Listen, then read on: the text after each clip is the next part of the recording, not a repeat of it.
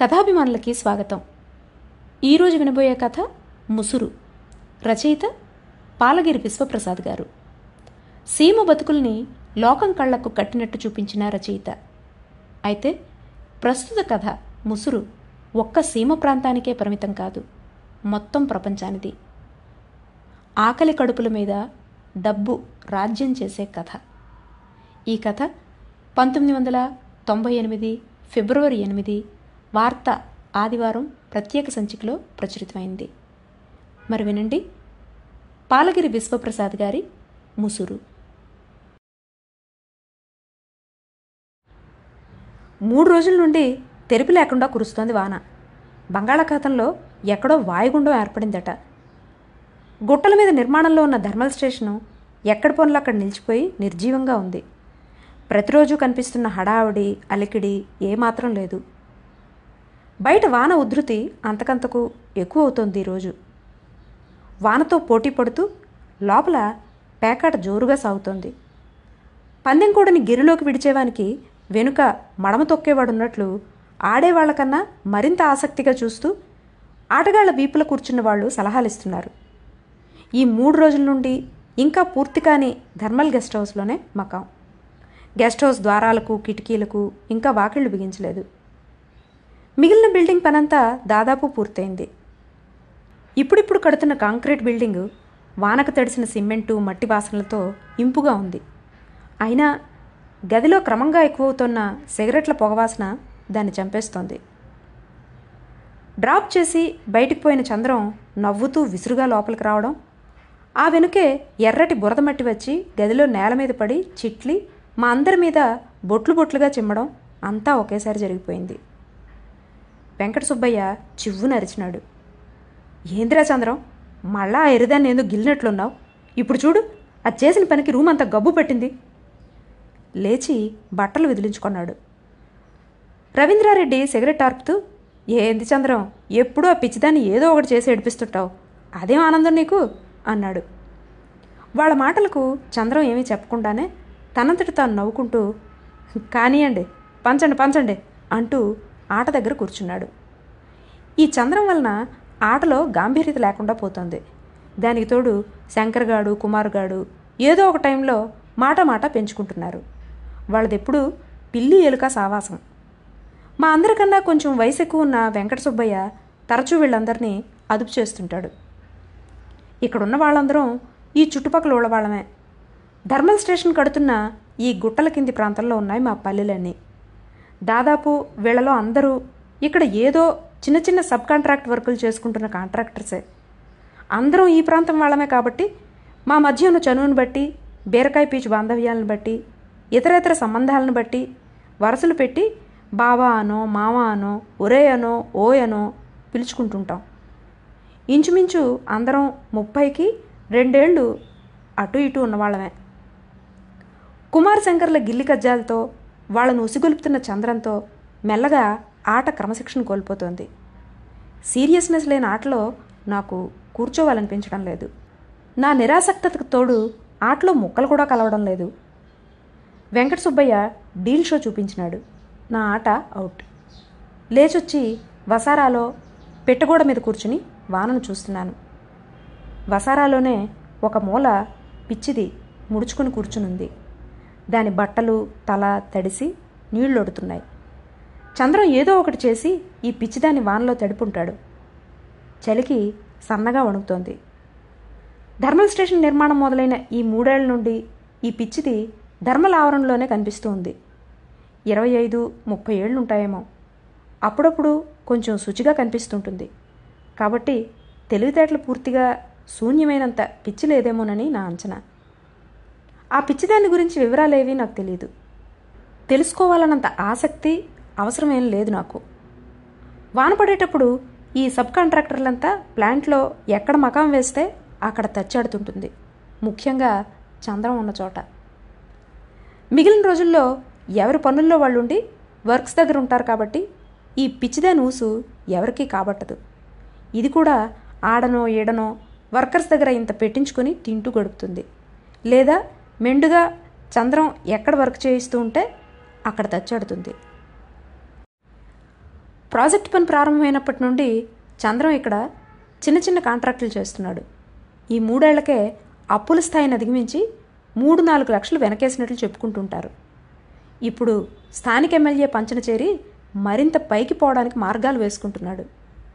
Project పూర్తయ్యే నాటికి రాబోయే 2-3 ఏళ్లలో ఇంకెంత సంపాదిస్తాడో. ఈ పిచ్చిదాని లాంటి వాళ్లకు అప్పుడప్పుడు ఉదారంగా హోటల్ నుండి అన్నం తెప్పించి పెడుతుంటాడు. అందరితోనూ కలివిడిగా ఉంటూ ఎంతో ఆత్మీయమైన స్నేహాన్ని కనబరుస్తుంటాడు. అందరి దగ్గర ఖర్చు విషయంలో జారీగానే ఉంటాడు. అందరూ ఆ మనిషిని ధర్మరాజు, భోళాశంకరుడు అంటుంటారు. నాకు మాత్రం చంద్రం మీద ఎందుకో అకారణమైన అయిష్టత ఉంది. మా మధ్య ఎప్పుడూ ఏమీ జరిగింది లేదు. ఎదురైనప్పుడు అతను అభిమానంగానే పలకరిస్తుంటాడు. కానీ నా అంతరాల్లో ఆ మనిషి పట్ల అయిష్టత ఏర్పడింది. లోకంలోని ఇన్ని రకాల మనుషుల దగ్గర ఒకే రకంగా ఆత్మీయతను ఒలకబోయగలిగే స్నేహ స్వభావం పట్ల నాకు అనుమానమే. అది స్వచ్ఛమైనదేనా అని. పిచ్చిదాని లాంటి వాళ్లకు అతడు తెప్పించే అన్నం కూడా జాలితో తెప్పిస్తున్నట్లు నాకు అనిపించదు. సంపాదిస్తున్నాను కాబట్టి ఖర్చు పెడుతున్నాననే నిర్లక్ష్యం, అలవోకతనం కనిపిస్తాయి. ఆ అలవోకతనం వెనుక కనపడని అహం కూడా ఎంతో కొంత ఉందేమో. ఏదేమైతే నేనులే, అతని అహం, నిర్లక్ష్యం అతని దగ్గరే ఉంటాయి. ఈ పిచ్చిదానికింత కూడు పుడుతోంది అనే తృప్తి వల్ల చంద్రం పట్ల నాకున్న అయిష్టత స్థానంలో శత్రుభావం ఏర్పడలేదు. ఇక్కడ మేజర్ కాంట్రాక్ట్స్ తీసుకున్న కన్స్ట్రక్షన్ కంపెనీల్లో ఒక దాంట్లో రోజువారీ 50 రూపాయల జీతానికి టెంపరీగా సూపర్వైజర్ పనిచేస్తున్న చిల్లులు బతుకున్నది. నాలాంటి వాళ్లకున్న జాలిని ఈ పిచ్చిదేం చేసుకుంటుంది? కూడు పెట్టలేని ఒట్టి జాలి ఏం సాధిస్తుంది? ఎవరిని ఉద్ధరిస్తుంది? జాలి, ఆత్మీయతలున్నా లేకపోయినా చంద్రం వంటి వాళ్ళు చేసే అలవోకపు ఖర్చు వల్ల ఎవరో ఒకరి కడుపులైనా నిండుతాయి. పిచ్చిదాని మీద నుండి చూపులు తిప్పుకొని వానను చూస్తూ కూర్చున్నాను. ఈ ఏడు వానలు ఎక్కువై వేరుశనగ కాయ ఊరక నీరు బొడ్డైపోయింది. ఈ శనక్కట్టు పీక్కుంటే పశువులకు మేతన్నా దొక్కుతుంది. శనక్కట్టు పీక్కునేందుకు కూడా తెరిపివ్వకుండా ఈ వాన దాన్ని కుళ్ళబెడుతోంది. ఈ రాయలసీమ రైతుల బతుకులెప్పుడూ ఇంతే. ప్రతి సంవత్సరం విత్తనం వేయను కూడా సరైన పదును వాన పడదు. వేసిన విత్తనం సగం మంటలోనే కలిసిపోతుంది. 5-6 ఏండ్లకు ఒకసారి వాన కురిసిందనుకున్న సంవత్సరం సంబరపడి ఈ రైతు దరిద్రుడు తలకడగని పోతే వడగండ్ల వాన ఈడ్చుకొడుతోంది. ఈ అకాలపు అధిక వర్షపు నీటిని అదుపు చేసి అదునుకు రైతుకు అందించే చిత్తశుద్ధి ఉన్న ప్రభుత్వాలు, పాలకులు లేరు. అదే జరుగుంటే 10 ఎకరాల భూమి ఉన్న నాలాంటి వాళ్ళు ఈ ఫ్యాక్టరీల వెంబడి ఈ అరకొర కూలి ఉద్యోగాలకు దేబిరించడం, తీరిక సమయాల్లో చేయడానికి ఏ పని అవకాశం లేక పేక ఆడుకోవడం, ఇవన్నీ మా బతుకుల్లోకి ఎందుకు వస్తాయి? ఒంటరిగా కూర్చున్న నాలో ఆలోచనలు ఒకదాని వెంట ఒకటి సుడులు తిరుగుతున్నాయి. ఏవీ సంపూర్ణం కావు, నిర్దిష్టమైనవి అంతకన్నా కావు. మధ్యలోనే మొదలై మధ్యలోనే తెగిపోతున్నాయి. బిలబిలమంటూ లోపల నుండి చంద్రం, రవీంద్రారెడ్డి, శంకర్, కుమార్లు వసారాలోకి వచ్చినారు. వెంకట సుబ్బయ్య లోపలనే మరో బ్యాచ్లో కూర్చున్నట్లుంది. ఏం బావా, ఒక్కనివి బయట కూర్చున్నావా అన్నాడు శంకర్ నా పక్కనే గోడ మీద కూర్చుంటూ. నేను పలకలేదు. నా సమాధానం కోసం అతను ఆశించలేదు. ఏదో యథాలాపంగా అడిగాడంతే. అడిగిన వెంటనే అవతలి వాళ్లతో మాటల్లో పడ్డాడు. అందరూ పెట్టగోడ మీద కూర్చుని జరిగిపోయిన పేకాట్లో ఎవరేం పొరపాట్లు చేసినారో, ఏం చేసింటే బాగుండునో, ఏ ముక్క కలిసుంటే తమ ఆట కొట్టేవాళ్ళో కలగాపులకంగా నెమరేసుకుంటున్నారు. కుమార్ చేయి చాచి బయటి వాననీటిని చేత్తో పట్టి మూలనున్న పిచ్చిదాని మీదకి విసిరినాడు. అది ఉలిక్కిపడి వెంటనే కుమార్ను కాల్చేదాని మాదిరి చూసింది. అతను నవ్వుతూ, ఏ ఎర్రి ఇట్రాయే అన్నాడు. అది మరింత గుర్రుగా చూసి తలకాయ పక్కకు తిప్పుకుంది. చంద్రం సిగరెట్ ముట్టించుకుంటూ, ఓరే కుమార్గా, నీకు మనుషుల్ని గౌరవించడం కూడా తెలదురా, అట్లా పిలిస్తే అట్లరా? అగ్గిపుల్ల అర్పి దమ్ము పీకి, వెంకటలక్ష్మి ఇట్రా అమ్మా అన్నాడు అనునయంగా. ఆ వెంకటలక్ష్మి మరింత తీక్షణంగా చంద్రంను చూసి చూపులు తిప్పుకుంది. ఇదో ఈ మధ్యాహ్నం అన్నమొద్దు. చంద్రం పాచికి వేసినాడు. పారినట్లే ఉంది. పిచ్చిదారి చూపుల్లో ఇంతకు ముందున్న తీక్షణత లేదు. మామూలుగా చూసింది. కదులుదామా వద్దా అన్న సంశయంలో ఉంది. వెంకటలక్ష్మి పిచ్చిదే గాని అనుభవాల్ని మర్చిపోయేటంతటి కాదు. వాళ్ళు చెప్పేవన్నీ అంత ధారాళంగా తన చేతికి రావని దానికి ఎన్నిసార్లు అనుభవమో. అందుకే సంశయిస్తున్నట్లుంది. దిక్కులు చూసింది. ఒరేయ్ బమ్మం! చంద్రం పిలుపు కోసమే కాచుకొని ఉన్నట్లు లోపల నుండి ఒక్క ఉదుటిని వచ్చిపడినాడు బ్రహ్మం. ఏన్నా అంటూ. బ్రహ్మంకు నిండా 20 ఏళ్ళు కూడా లేవు. ఏదో అట్టడుగు జాతికి చెందినోడు అనుకుంటాను. వాళ్ళు ఇతన్ని చచ్చాడా బతికాడా అనైనా అనుకుంటారో లేదో. రేయింబోళ్ళు ఈ ధర్మలావరంలోనే ఉంటాడు. అయితే ఏ కాంట్రాక్టర్ దగ్గర ఒళ్ళు వంచి పని చేసుకుందాం అనుకోడు. చంద్రం లాంటి వాళ్లకు పై పనులు చేస్తూ పొట్ట పోసుకుంటుంటాడు. చంద్రం 100 రూపాయల నోటు తీసిచ్చినాడు. రే హోటల్కి పోయిరాపో. ఎలాగూ మధ్యాహ్నం కావచ్చింది కదా అని అందరూ బ్రహ్మంకు డబ్బిచ్చి భోజనాలకు పురమాయించినారు. లోపల ఆటలో ఉన్న వాళ్ళ దగ్గర కూడా వసూలు చేసుకున్నాడు. నన్ను అడిగితే నాకు వద్దన్నాను. ఇంటికి పోవాలన్నాను. ఈ వానకెట్ల పోతావు? చంద్రం అడిగిన దానికి నేనేం సమాధానం చెప్పలేదు. వానను చూస్తూ ఉండిపోయినా. నేను ఏమీ చెప్పనందుకు నొచ్చుకున్నాడేమో తెలీదు. రే బమ్మం, ఈ పొద్దు వెంకటలక్ష్మి బిర్యానీ పెడదాం రా అన్నాడు. నువ్వు బిర్యానీలు పెట్టబడితే అదేడ మాట ఏంటదన్నా అన్నాడు బ్రహ్మం. లోపల నుండి పెద్ద క్యారియరు ప్లాస్టిక్ బుట్ట తీసుకుని దాటిపోతూ పిచ్చిదాన్ని చూసి ఏం అదృష్టమేనిది అన్నాడు. పోతున్న బ్రహ్మను ఉద్దేశించి నువ్వు అక్కడే తిని 3 కట్టించుకునిరా, ఓబ్లేస్ హోటల్కి పో, బిర్యానీ బాగుంటుంది అంటూ అరిచినాడు. మొలకెత్తిన ఆశ తీరుతోందనే నమ్మకం కలగ్గానే పిచ్చిది లేచి 2 అడుగులు ముందుకేసి చంద్రం ఎదురుగా నిలబడింది. జ్యోతిలక్ష్మి డాన్స్ చెయ్యే అన్నాడు కుమార్. కుమార్ మాటనది లెక్క చేయలేదు. ఉమ్మా చెమ్మ అనక నిలబడింది. నువ్వు చెప్తే చేస్తాదేం దెబ్బి అని. దగ్గరకు రా వెంకటలక్ష్మి అన్నాడు చంద్రం. దగ్గరకు వచ్చిన వెంకటలక్ష్మి జడలు కట్టిన వెంట్రుకల్ని పుల్లతో వెనక్కి సవరిస్తూ డాన్స్ చేయి అన్నాడు చంద్రం. అప్పటికి కదలిక లేకపోయేసరికి ఒరే వాని అన్నం తేవద్దని చెప్పు అన్నాడు ఎవరినో ఉద్దేశించినట్లు రోడ్డు మీదకి పారజూస్తూ. అంతే. నోటికాడ ముద్ద జారిపోయినంత ఆత్రంగా పిచ్చిది కుచ్చుళ్ళు బొడ్లో దోపుకుని పిచ్చిగంతులేసింది. ఇది జ్యోతిలక్ష్మి డాన్స్ కాదు, జ్యోతిలక్ష్మికి చీర ఉండదు అన్నాడు చంద్రం. ఆ పిచ్చిది ఎగురుతూనే బయట జారిడిచింది. రొమ్ములు ఊగేటట్లు భుజాలని ముందుకు వెనక్కు కదిలిస్తూ ఏదో తిప్పలు పడింది.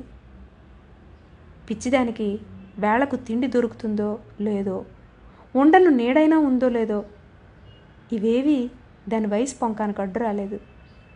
చౌటు భూమిలో కూడా ఎక్కువచ్చిన గచ్చారంద కంప చెట్టు మాదిరి ఏపుగానే పెరిగింది.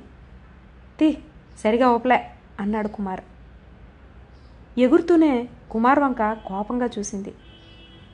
కొంతసేపటి తర్వాత భుజాలు ఊపడం చాలించి ఒక్కొక్క అడుగే ముందుకు వేస్తూ అడుక్కనుగుణంగా కొంచెం కొంచెంగా చీరను పైకెత్తుతోంది. లయబద్ధమైన దాని ఒక్కొక్క అడుగు తర్వాత కుమార్ వా వా అంటూ ఊతం పలుకుతున్నాడు. కొంచెం కొంచెంగా చీరను మోకాళ్ళపై వరకు తెచ్చి అక్కడ విదిలించి కిందకిడిచింది. ఇవన్నీ ఆ పిచ్చిది ఎక్కడ నేర్చిందో. కుమార్ దాని రొమ్ముల మీద చెయ్యి అయిపోయినాడు. విదిలించి కొట్టింది. దానికి పిచ్చి అంటారు చూడు, రొమ్ముల మీద చేయి పడినదు అన్నాడు రవీందర్ రెడ్డి. శంకర్ తన అసహజ ధోరణిలో పిచ్చికైనా పశువుకైనా ఈ సృష్టి రహస్యాలు పుట్టుకతోనే తెలుసుంటాయి నాయన అన్నాడు. అతని శుష్క వచనాల పట్ల ఎవరూ ప్రతిస్పందించలేదు. పిచ్చిదాని నాట్యభంగిమలను చూస్తూ చంద్రం అడిగినాడు. రే కుమార్, ఆడదైతే సరి, కుక్కనైనా విడిచిపెట్టవు నువ్వు. ఒకసారి దీన్ని కూడా పట్టి చూడాల్సిందిరా. కుమార్ అసహ్యంగా మొహం పెట్టి పోవన్నా, బాగా చెప్తావు.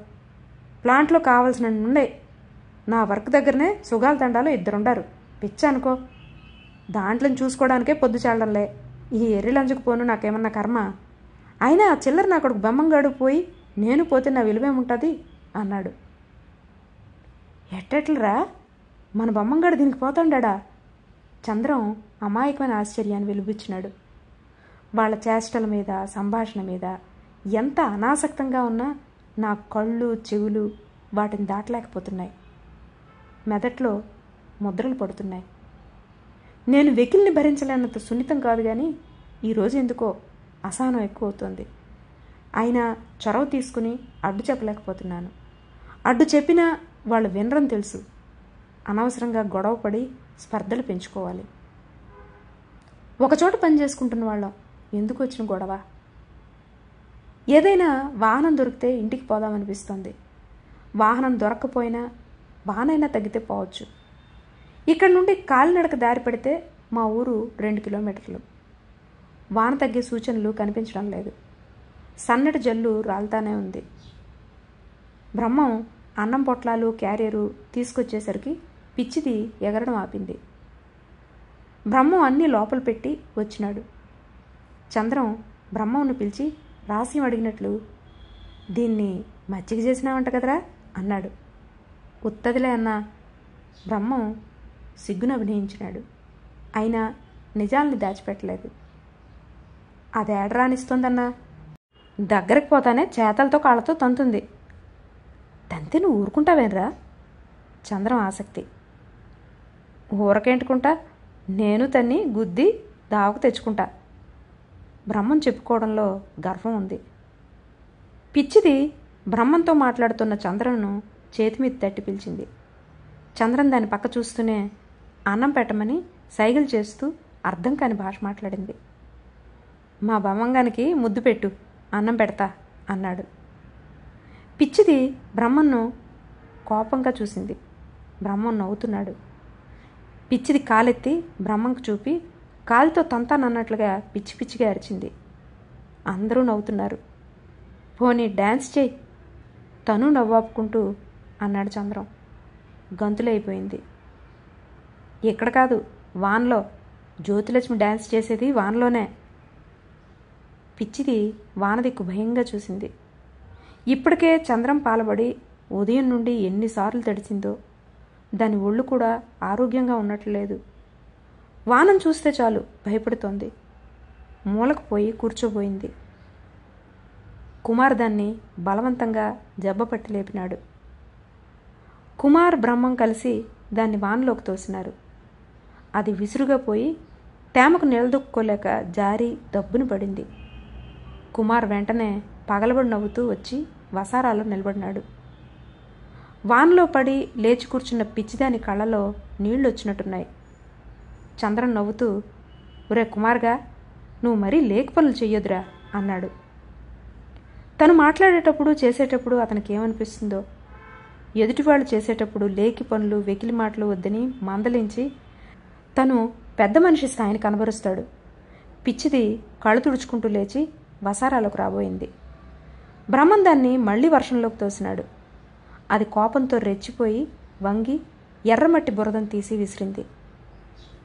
వసారా ద్వారం దగ్గరున్న కుమార్, బ్రహ్మం, రవీంద్రారెడ్డి ఒక్కసారిగా పక్కకు జరిగి బురద మీద పడకుండా జాగ్రత్త పడినారు.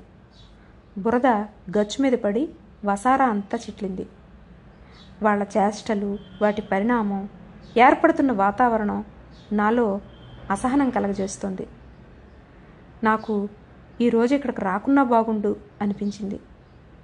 గబ్బుముండా, వసారా అంతా గబ్బు పట్టిస్తావే అంటూ కుమార్ దాని మీదకి మళ్ళీ పోబోయినాడు. అది మళ్ళీ బురద తీసుకుంది. కుమార్ అటు ఇటు చూసి సెంటరింగ్ వర్క్లో కత్తిరించబడిన ఇనప చువ్వ ఒకటి కనిపిస్తే తీసుకున్నాడు. ఏయ్, ఆ బురద కిందవే, నీ పై చిట్లుతుంది. ఆ మాటతో పిచ్చిది టక్కున బురద కిందేసింది. దాని మొహం చూస్తే దెబ్బలంటే చచ్చేంత భయం ఉన్నట్లు కనిపించింది. వీళ్ళతో ఎన్నిసార్లు తిన్న అనుభవమో. చేతికి ఏది దొరికింటే దాంతో కొట్టి బెదిరించినట్లున్నారు. వాన్లో తడుస్తూ వస్తున్న కుమార్ చేతిలోని ఇనప చువ్వను చూసి ప్రాణభయంతో కంపించినట్లు విసురుగా లేచి రోడ్డు అవతల చెట్టు కిందికి పరిగెత్తింది. కుమార్, నువ్వు దాన్ని కొట్టి భయపెట్టొద్దు చంద్రం హెచ్చరికతో కుమార్ వెనక్కి తిరిగి వచ్చినాడు. ఆరుబయట వానలో తడవడం కన్నా చెట్టు మీద నుండి ఏకధాటిగా కారుతున్న నీటి బొట్ల తాకిడి మరింత దుర్భరంగా ఉందేమో. 2 పిడికిళ్ళు బిగించి రొమ్ముల మీద ఆంచుకొని గడగడా వణుకుతోంది.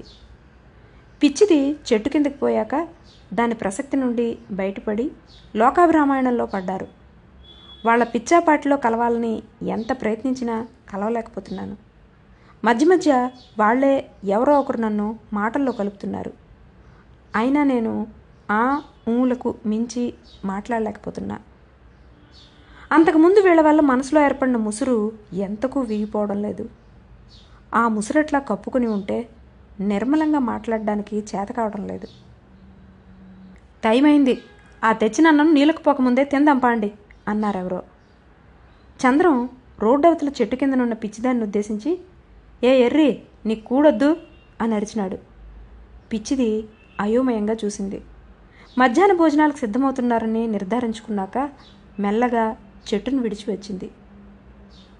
దగ్గరకొచ్చిన పిచ్చిదాన్ని తినవా అని చేత్తో సైగ చేసి అడిగినాడు చంద్రం. అది తలకాయ ఊపింది. మరి వాన్లో డ్యాన్స్ చేయమంటే చేయకపోతివే? ఆ ప్రశ్నతో అన్నం పెట్టరేమోననే భయం దాని మొహంలో వెదజిమ్మింది. అందరి వంక పిచ్చి చూపులు చూసింది. చెప్పిన మాట విన్నందుకు గుంజీలు తీస్తావా? చంద్రం నోటి నుండి ప్రశ్న వచ్చి రావడంతోనే పిచ్చిది 2 చేతులతో చెవుల్ని పట్టుకొని గుంజీలు తీస్తోంది. కూటి కోసం దాన్ని చావు చూడు అన్నాడు రవీంద్రారెడ్డి. అన్నం పరబ్రహ్మ స్వరూపం తండ్రి. జీవమున్న జీవి ఏదైనా, పిచ్చైనా మంచైనా పశువైనా ఆ పరబ్రహ్మ స్వరూపం కోసం ఆరాటపడక తప్పదు, ఈ పోరాటము తప్పదు. శంకర్ తన ధోరణిలో అతని మాటలేవో వాగినాడు. శంకర్ వాడి ధోరణిలో వాడు యథాలాపంగా అన్నా ఆ మాటల్లో ఏదో జీవన సత్యం ఉందనిపించింది.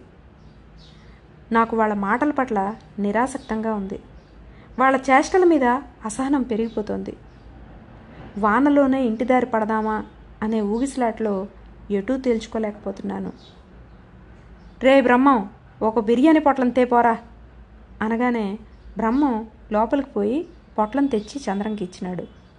లోపలికి రాయే అనగానే ఆదరాబాదరా పిట్టగోడ తిరిగి వసారాలోకి వచ్చింది. ఏ పరీక్షలకు గురి కాకుండానే పొట్లం దాని చేతికి వచ్చింది. నాకు ఆశ్చర్యమే. తీసుకుని మూలకు పోబోయింది. ఏయ్ ఏడన కూర్చో అన్నాడు చంద్రం. అది సంశయించలేదు, క్షణం ఆలస్యం చేయలేదు. పిట్టగోడ మీద కూర్చున్న చంద్రం కాళ్ళ దగ్గరే కింద కూలబడింది. ఆత్రమాత్రంగా పొట్లం విప్పింది. ముద్ద చేతికి తీసుకోబోతుంటే కుమార్ వంగి దాన్ని చేయి పట్టుకున్నాడు.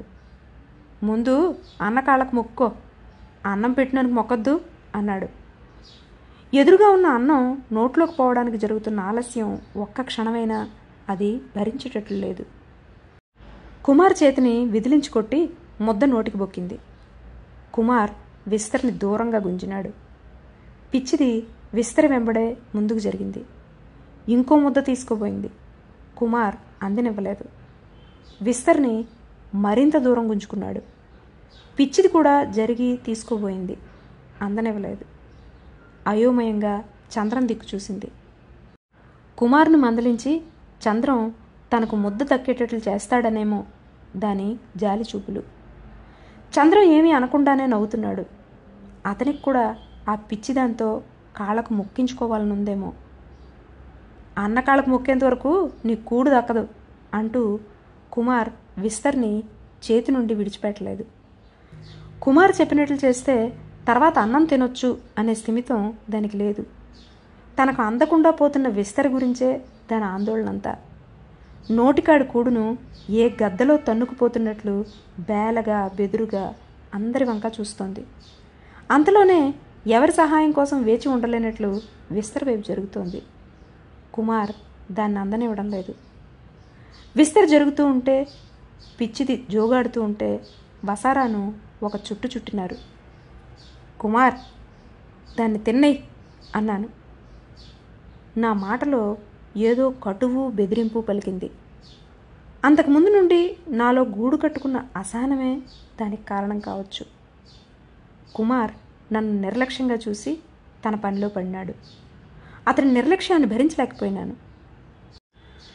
పిచ్చిదాని మీద జాలికి తోడు నన్ను లక్ష్య పెట్టలేదనే ఉక్రోషం జతకూడింది. ఏయ్, చెప్పేది నీకు కాదు, దాన్ని విడిచిపెడతావా లేదా?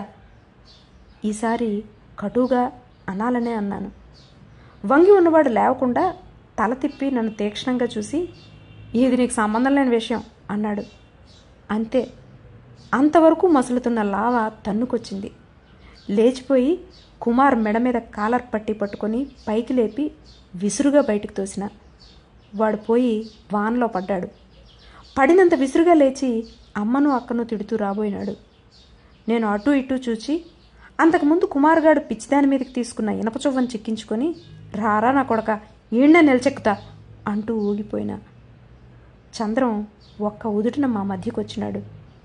ఒక చేత్తో కుమార్ను అడ్డుకొని నాతో అన్నాడు, ఏంది రాజా, ఆ పిచ్చిదాని కోసం నువ్వు కలబడమేంది? ఎవరైనా వింటే నవ్వుతారు. దాన్ని తమాషాగా ఏడిపిస్తున్నాం, కడుపు నిండా తిండి పెడుతున్నాం. పోనీ ఏడిపించొద్దంటే దానికి తిండి కూడా పెట్టాం. దానికి కడుపు ఎట్లా నిండుతుందో చెప్పు? నీ ఉక్రోషానికి అర్థం పర్థం లేదు అన్నాడు. వాడు చెప్పే దాంట్లో ఎంత అసమంజసం అమానుషం ఉన్నాయో నాకు తెలుసు. కానీ నాకు వాదించడం చేత కాదు. వాదన చేత కాకపోతే సత్యము న్యాయము కూడా అసత్యము అన్యాయము అయి కూర్చుంటాయి. అవతలి వాడి వాదనా బలం వల్ల అసత్యము అన్యాయము కూడా సత్యము న్యాయంగా చలామణి అవుతాయి. వాడితో వాదించేంత స్థిమితం కూడా నాలో లేదు. నా నరాలు ఆవేశంతో చిట్లిపోతున్నాయి.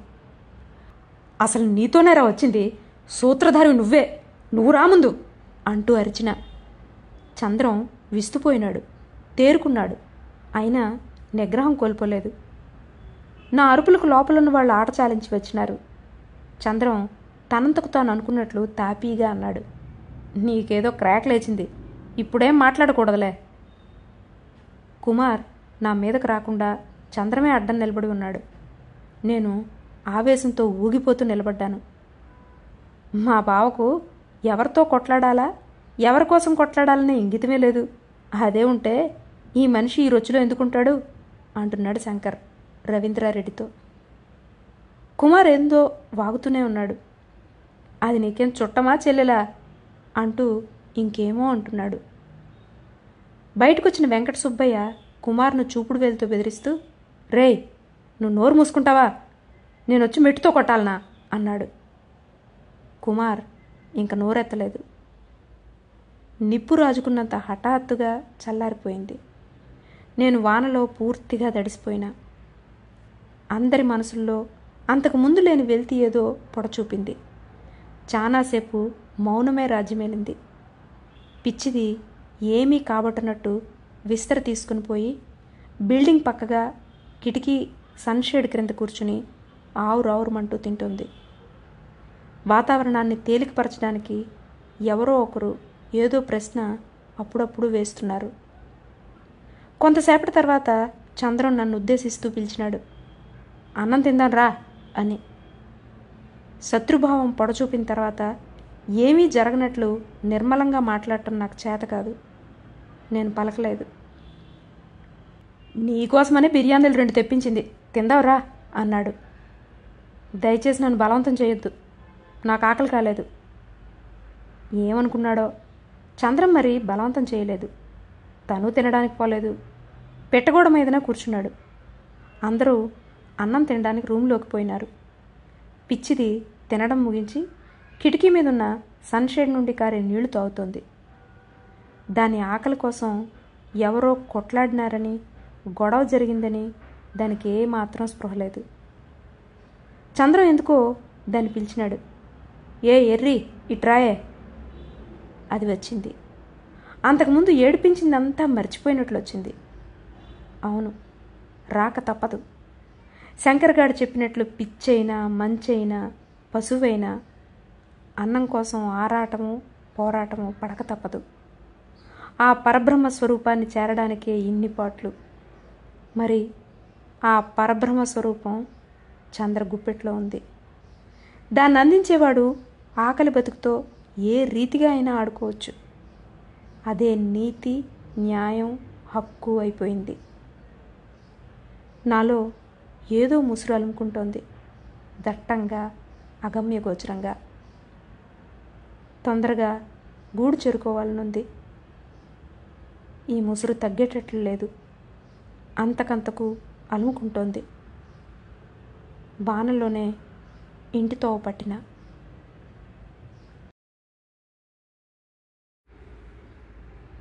ఇది ముసురు కథ.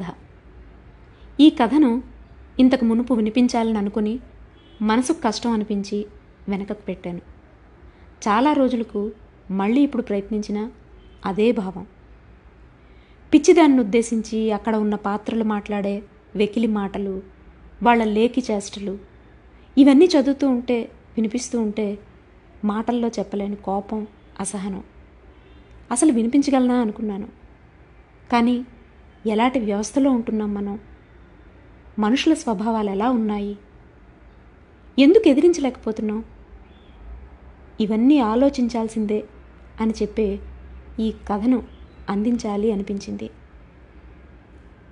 ఎప్పుడైతే పాఠకుల్లో ఇలాంటి సంఘర్షణ, ఆలోచన కలుగుతాయో ఆ రచన ఉద్దేశం, ఆ రచయిత ఉద్దేశం నెరవేరినట్టే. ఇది ఈసారికి. వచ్చేసారి మరో మంచి కథతో కలుద్దాం. అంతవరకు సెలవు. నమస్కారం.